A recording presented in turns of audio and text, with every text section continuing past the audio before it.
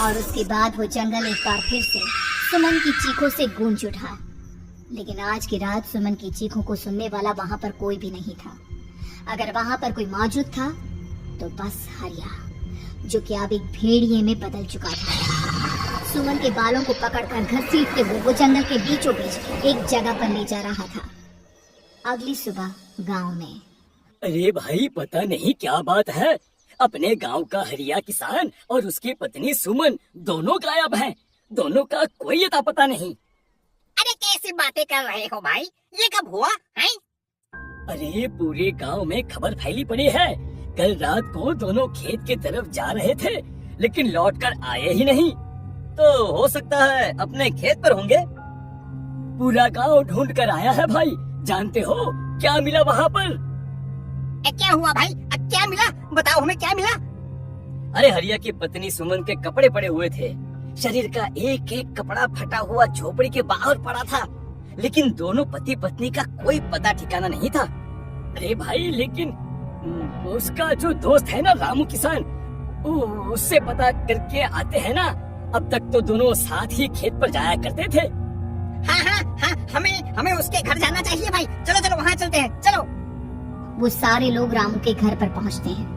रामू अपने घर के बाहर बैठकर हुक्का पी रहा था। आज सारे के सारे लोग टोली बनाकर मेरे घर क्यों आ रहे हैं? क्या कोई मर गया क्या भाई? अरे कैसी बातें कर रहे हो? तुम्हारा सबसे अच्छा दोस्त हरिया और उसकी पत्नी गायब है, और तुम यहाँ बैठकर हुक्का पिए जा रहे हो?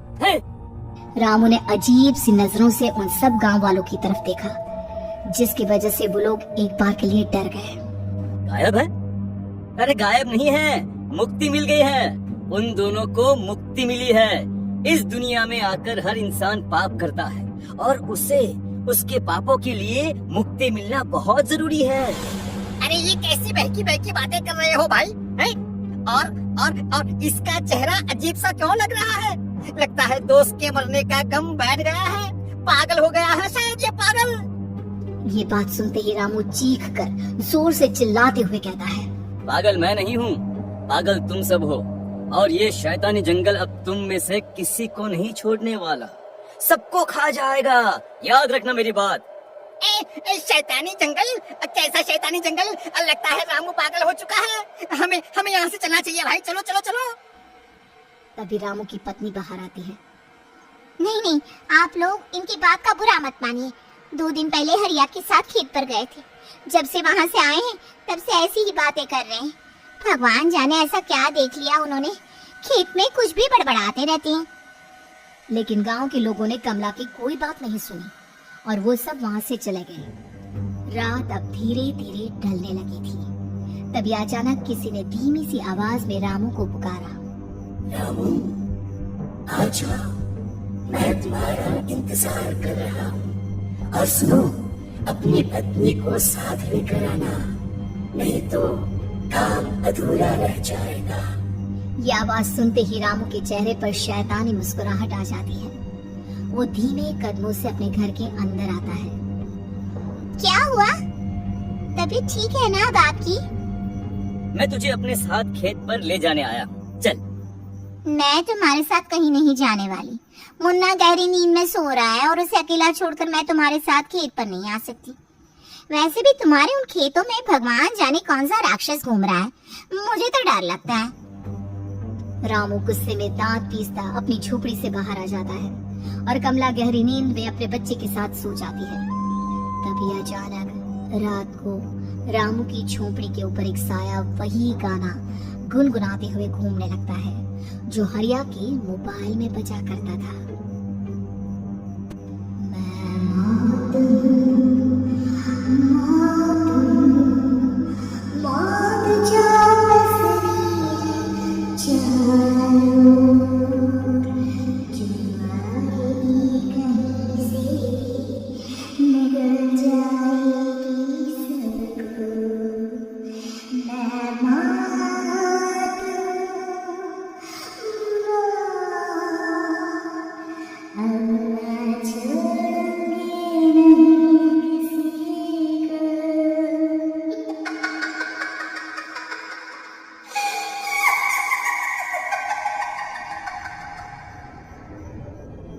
ये आवाज सुनकर रामू की पत्नी कमला की आंख खुलती है और वो देखती है कि उसका मुन्ना अपनी जगह से गायब था।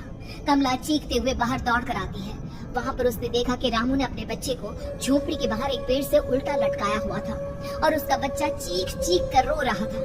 वहीं दूसरी तरफ एक साया बच्चे के ठीक नीचे आग जलाकर उसके चारों तरफ हैवानों की तरफ नाच रहा था।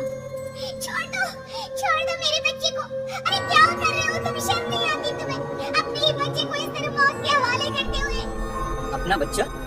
किसने कहा ये मेरा बच्चा है? अरे ये तो उस रामू की औलाद है, इस गांव के किसान रामू की, और मेरी दुश्मनी इस गांव के हर इंसान के साथ है। क्या? कैसी बात कर रहे हो तुम? ये औरत कौन है? ये मेरे बच्चे को खा जाएगी।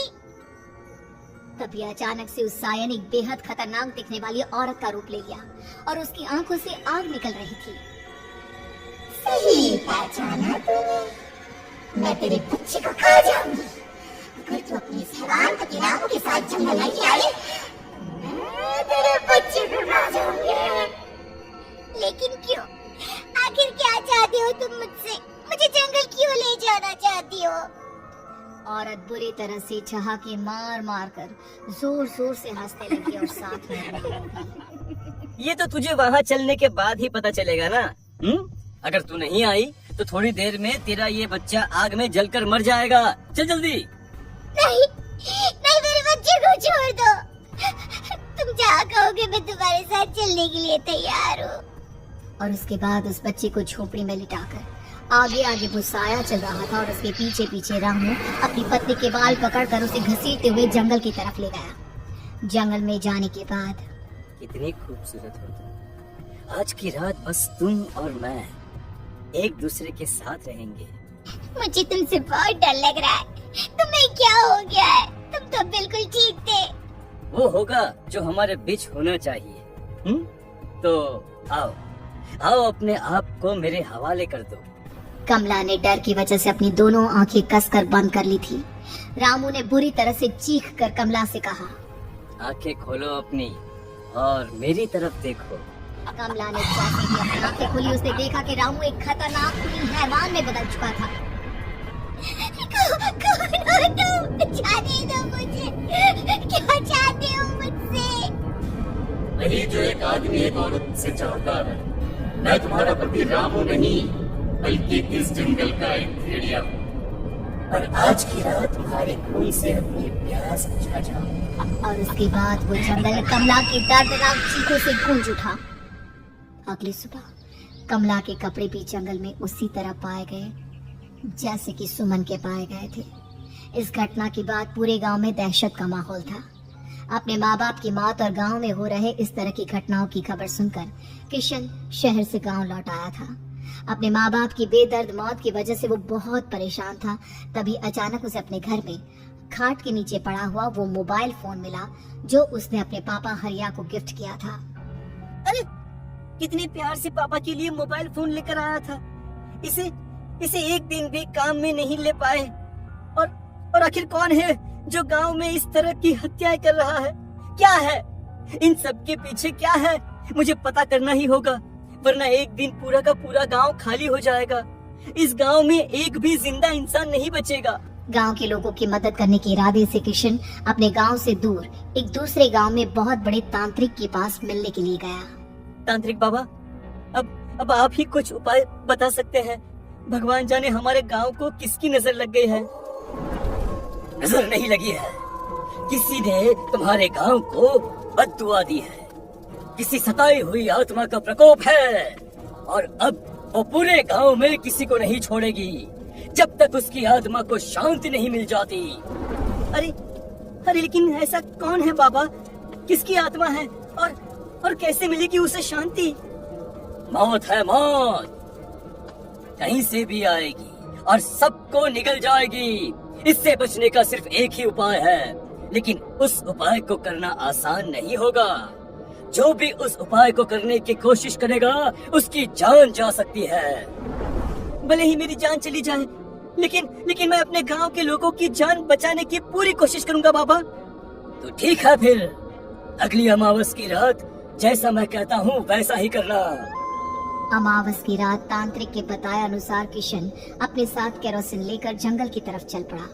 उसके हाथ में देवी के मंदिर का सिंदूर भी था। किशन जंगल के बीचों बीच पहुंचा। ये देखकर उसकी आंखें फटी की फटी रह गई। वहां एक उबलते पानी का तालाब था और कई लोगों की लाश लटक रही थी। किशन की माँ बाप की लाश भी वहीं थी। माँ, बापू, क्या हो गया? ये क्या हो गया? तभी वहां पर एक औरत और आदमी आते हैं। उन्हें देखकर किशन चौंक जाता है।